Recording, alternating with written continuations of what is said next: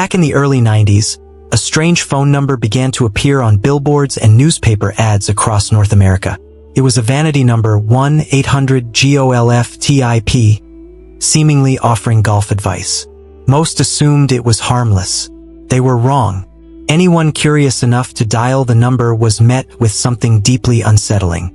Instead of golf tips, there was only the sound of a man breathing heavily into the receiver, followed by a chilling voice, speaking in an Indian or Middle Eastern accent, calmly counting. 1, 2, 3, 4, 5, 6, 7, 8, 9, 10.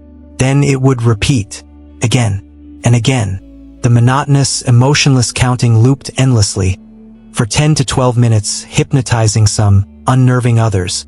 Many hung up in confusion or fear, but those who stayed on the line experienced something far worse. Suddenly, the counting would fade, replaced by harsh static. Moments later, the silence would be shattered by a loud, mechanical siren. Jarring, almost painful to hear. No explanation, no purpose, just psychological torment. The bizarre number soon became urban legend, shared through whispers, chat rooms, and early internet forums. People called it for the thrill, and all reported the same disturbing experience. Some believed it was linked to number stations, mysterious radio signals thought to transmit coded messages to spies. Could 1-800-GOLF-TIP be one of them? Others theorized it was part of a guerrilla marketing stunt, or a twisted social experiment meant to track phone numbers or spark viral curiosity.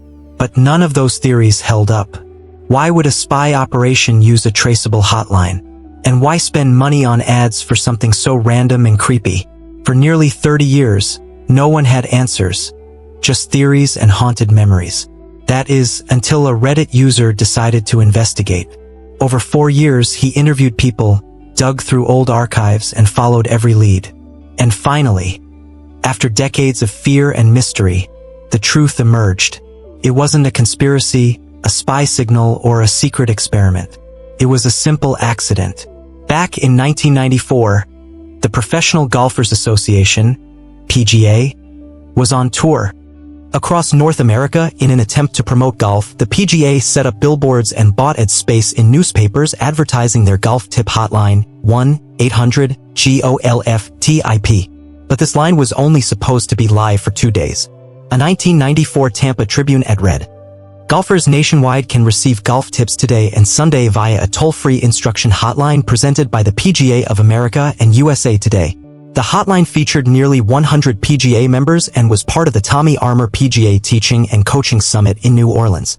But many billboards in low-traffic areas never got updated ads and stayed up long after the hotline was shut down. Instead of golf tips, callers eventually heard a placeholder test message from the phone company. And that unsettling siren sound at the end? Just one of the pre-recorded tones used to signal that a call hadn't reached its destination. In reality, 1-800-GOLF-TIP wasn't a secret spy line or a viral marketing scheme, it was simply a forgotten test number left active by mistake. The search history of user 927. On August 4, 2006, AOL, an early search engine, accidentally released a file containing 20 million user search queries collected over 3 months from over 650,000 users. Names were replaced with anonymous IDs like user 34 or user 152. Most searches were normal, restaurants, vacations, medical symptoms, but user 927's history stood out for being shockingly disturbing. It began innocently with music searches and medical questions like how long a broken leg takes to heal. But soon, user 927's queries shifted into dark and deeply unsettling territory. Due to their explicit nature, these searches can't be shared here. But they painted a chilling portrait of someone struggling with a dangerous obsession. And this was only the beginning. As weeks went by, user 927's searches grew even more disturbing, leading to a horror no one expected. User 927's search history grew darker, more specific, and far more disturbing. It shifted from questionable curiosity to illegal and harmful content. The chilling nature of their searches sparked fear and wide concern across the internet, even inspiring an off-Broadway play exploring cyberstalking, privacy, and digital footprints. Despite the infamy, user 927 was never identified. The only clue was a single search from a Colorado government site, suggesting they might be from there.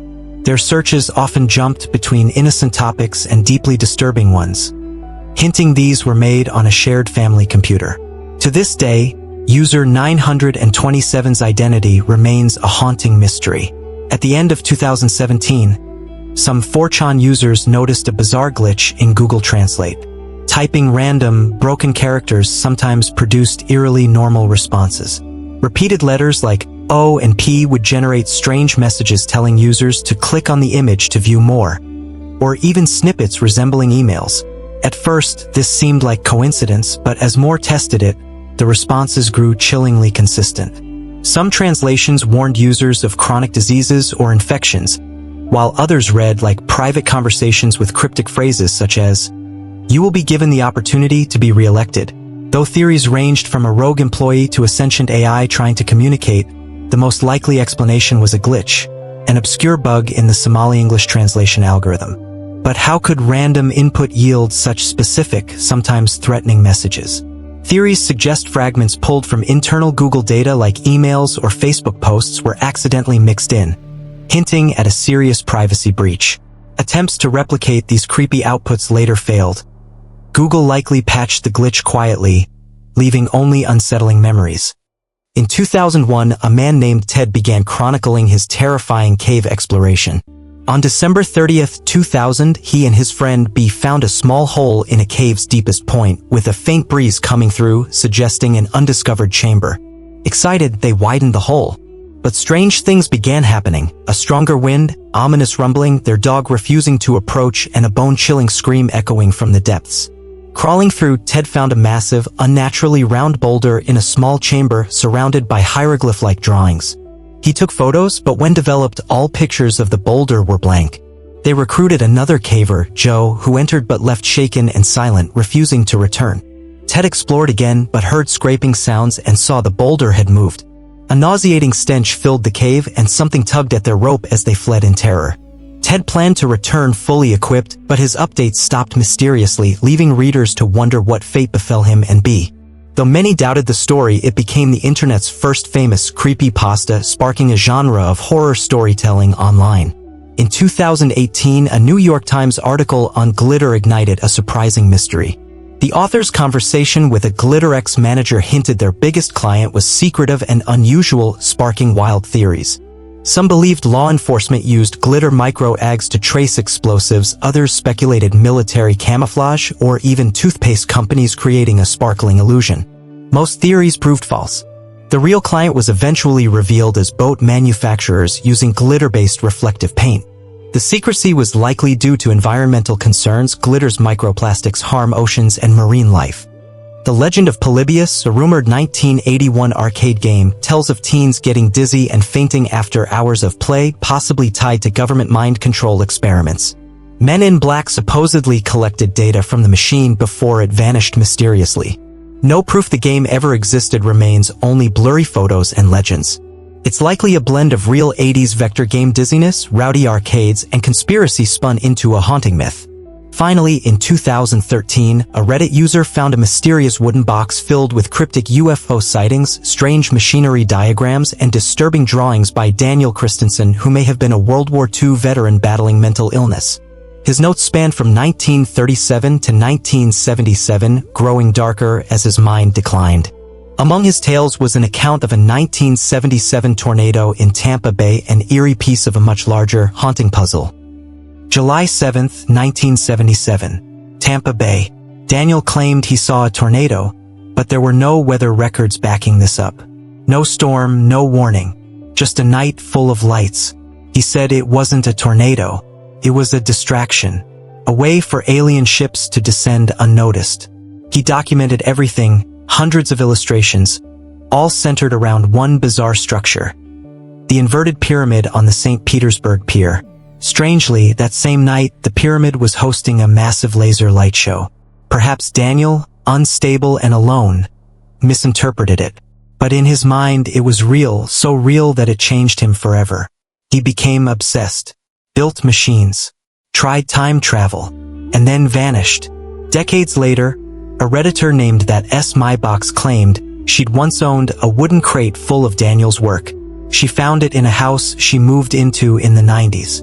The attic had schematics, blueprints, and a bizarre chair-like device, something Daniel believed could trigger out-of-body experiences. Most of it was thrown out, except the box. That box ended up in the hands of a man named Tramstopdan, and the mystery reignited. That was just the beginning. On November 5, 2015, an anonymous 4chan post appeared. A user described a strange coworker, a homeless girl in a failing company. She was handed a tape gun marked with a single word, Eritos. She was told to throw it away. Never say the word. Then came January. A music forum post shared obscure YouTube links. One of them led to a strange video. YouTube is monitoring and controlling my life. The uploader, Kronos 4 Life Jurassic Park. He claimed he was being hunted by Eritos, that his videos were being erased in real time. Another video appeared. Here goes nothing. Kronos had encoded messages in the captions, coordinates, fake addresses, rabbit holes. One led to a band, KFC Murder Chicks. The name was absurd, but their videos mentioned Eritos too. One girl from the band? She worked in a warehouse, just like the girl in the original 4chan post. The mystery deepened. Viewers found a portrait on a connected Twitter account. An eerie, distorted man's face. Was it Eritos? Was it watching? Then, in 2020, the truth broke. A YouTuber named Toxicologist interviewed DJ Roswell, founder of KFC Murder Chicks. Roswell admitted it all. Eritos, the girl, the surveillance horror, it was all an ARG. A hoax. Publicity stunt for his band. But something felt off. Too many coincidences. Too many red threads leading nowhere. Or maybe leading somewhere. 2 years later, Alan Resnick returned with something worse. This house has people in it. An adult swim short, and maybe the most disturbing thing he ever created. It opens with security footage from a suburban home. A woman lies on the kitchen floor, motionless. Her parents ignore her. There's a repairman in the basement. A birthday party happening upstairs. Then things get wrong. The girl begins to sink into the floor itself. Her father panics. Her mother argues. A plank is laid across her face. Doesn't help. They place a mattress beneath her. She falls through and vanishes. The party guests? Eventually, they're all lying in the grass. Silent. Still. This wasn't just horror. It was commentary. On neglect. On empty homes full of broken people. On a disease hinted at in hidden chat logs and obscure ARGs that spreads from silence, not sound. Viewers discovered a website, absurveolutins.com. Hidden footage. Private conversations. Surveillance leaks. A whole second layer of the story. Years later, fans still don't know how much of it was fiction. Or how much wasn't. This wasn't just Daniel's obsession. Or Alan's breakdown. Or Eritos' manipulation. Or Madison sinking through the kitchen tiles. This was a pattern. Something hidden behind every screen.